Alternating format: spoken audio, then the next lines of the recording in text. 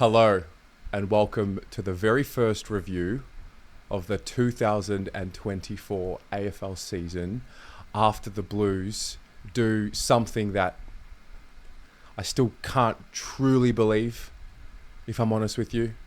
We end up beating the Lions 13 goals, 86 to 12 goals, 85 at the Gabba against the rampaging Lions, down 46.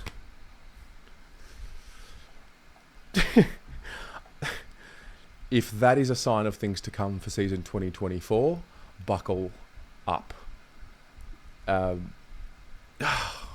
It's good to be back, man. There's nothing like that, and there's nothing like that. That's one of the all-time wins, and we're starting to say that a lot more than ever after many years of that was one of the worst losses I've ever seen. Friday the 8th of March, I woke up 4 a.m. Couldn't sleep. Wired. I know that the footy wasn't in Melbourne for the first game of the season, and you know, so the buzz wasn't the same on game day in Melbourne.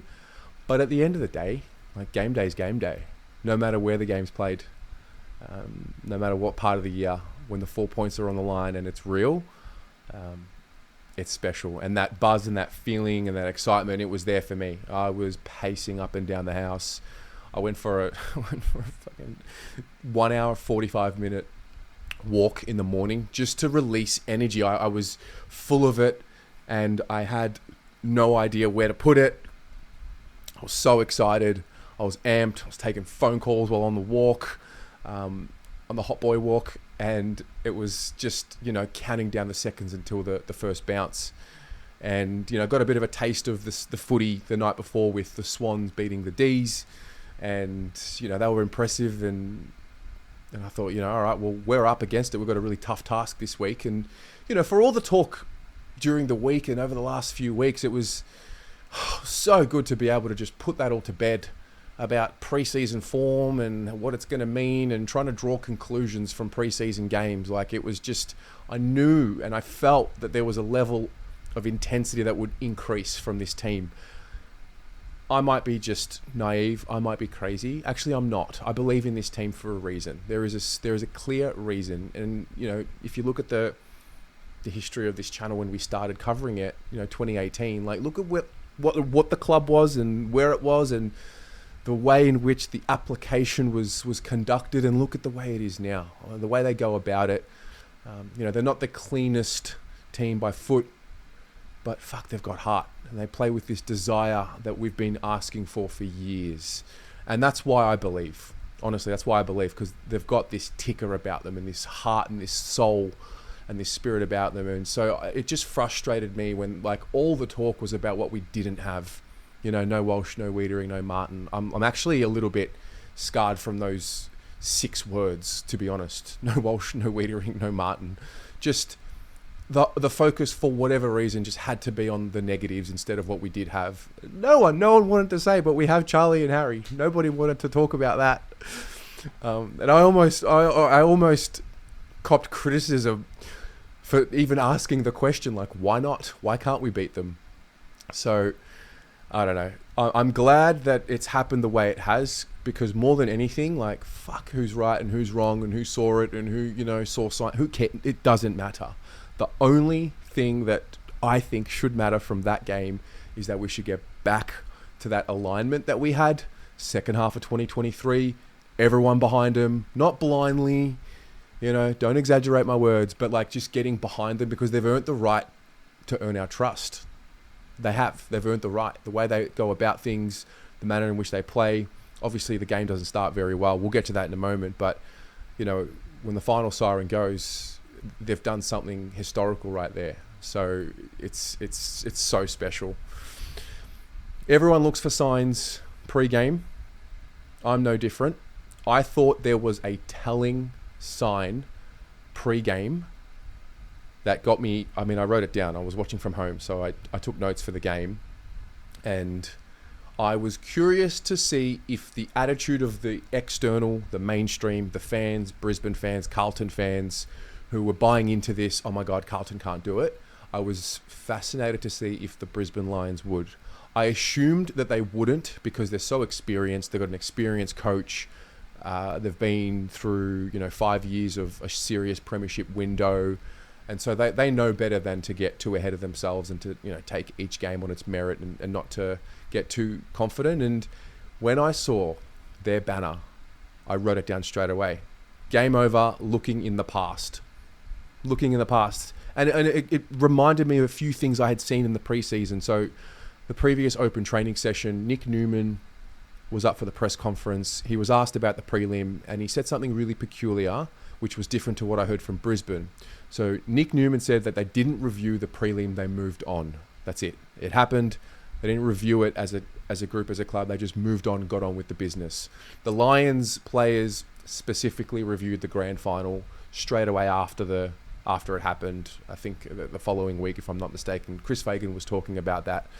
And initially when I heard that, I thought, oh, okay, that's pretty mature of the Brisbane Lions to get, just get into it, look at the granny and try and be better for it. That was my assumption. And my first assumption when I heard Nick Newman say that they didn't review the prelim was, is that a good thing or a bad thing? I wasn't sure. But the Brisbane Lions got sucked into the narrative. It was so symbolic to me and so profound. And start the game. I thought our first 5-6 minutes was okay. I thought TDK was dominating in the ruck. I loved Lewis Young and the way he started the game, particularly that intercept mark, play on, set up the goal with the chain of events. I just liked what I saw early. Zach Williams, come on. I thought I would see that type of performance and play and confidence maybe, 4, 5, 6 weeks into the season. I could do a review just about Zach and just to have his moment with us. That's the best game we've seen him play for the club, arguably. And he was just wonderful. And, there's so much that goes behind Zach Williams. Family, support, the tears, the trials, the tribulations. And it was an energy boost, I thought, because he had a smile on his face all week. He was buzzing. And there's no doubt that type of energy is infectious. The scores off turnover they were hurting us badly. I felt that we were a little too high up in that first quarter in particular, and the Lions, it looked a little bit like that prelim, to be honest, and they were just over the top, easy goals. Look, you've got to spare a thought for how clinical the Lions were. The way they were kicking the ball was phenomenal. They had this incredible ability, the Lions, to be so trusting of each other. Two of them didn't get sucked into one contest. Their positioning, their spatial awareness of one another was elite. As good as you'll see, I believe, in the AFL. And, they're a premiership contender and a favourite for a reason. And we were just getting shown up. They were clinical. They were belting us. I thought the midfield, to be honest, was probably letting us down more than anything, just because the Lions were winning it. We laid 7 tackles for the quarter. We weren't, doing much to stop the inside 50s just piling up. We weren't giving our defenders the best opportunity to make a play on the ball coming into them, and it was just tough. It was just a really tough quarter, but obviously it was just one quarter. We get to the second. Saad gets pinned holding the ball, which I thought was a little bit stiff because they didn't fucking pay later in the game. Fucking hell. Brisbane kick a goal, started to see some broken tackles, and I started to notice some things that I thought, are these worrying signs? I wasn't sure.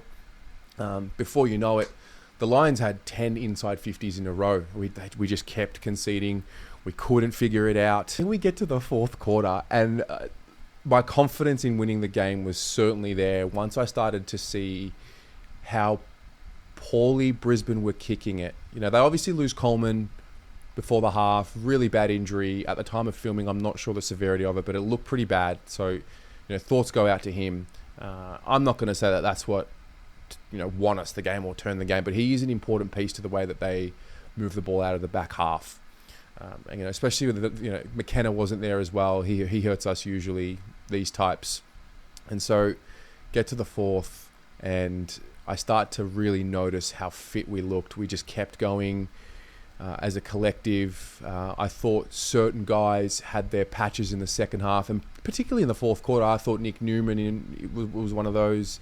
I loved what I saw from Matt Kennedy in the fourth quarter. Just the collective, and then to cap it off, and to be Harry, and for that moment to come, and to experience that the way that we did, and for Harry to win the game off his own boot with a drop punt as well, like all the elements, all the bullshit out the window, all of it, like in the click of a finger, like literally all the bullshit goes away. It was beautiful, and we win the game. It's a famous win, one of the all-time wins.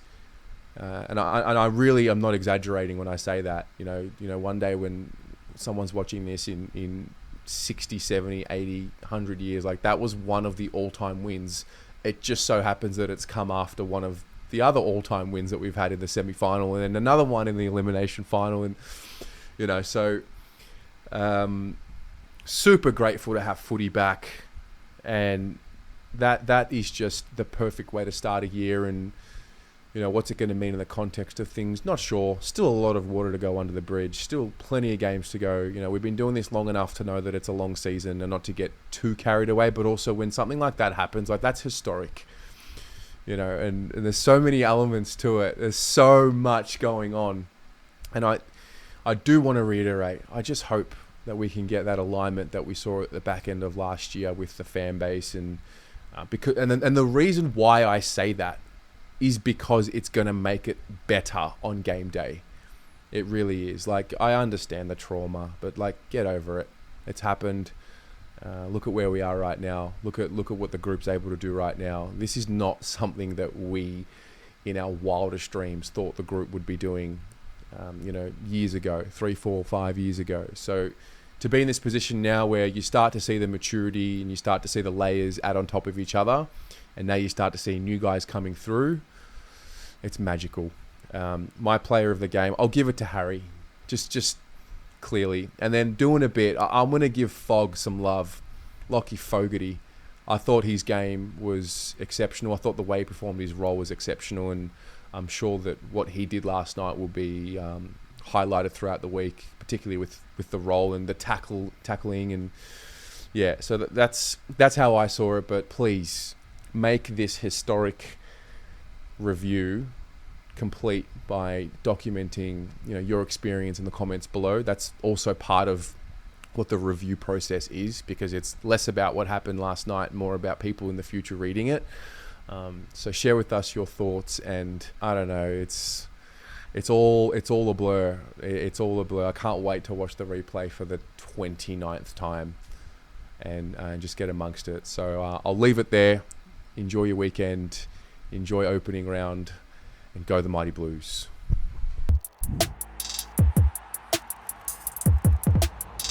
Do you remember the 23rd of September? Nah, mate, but I remember the 8th of March.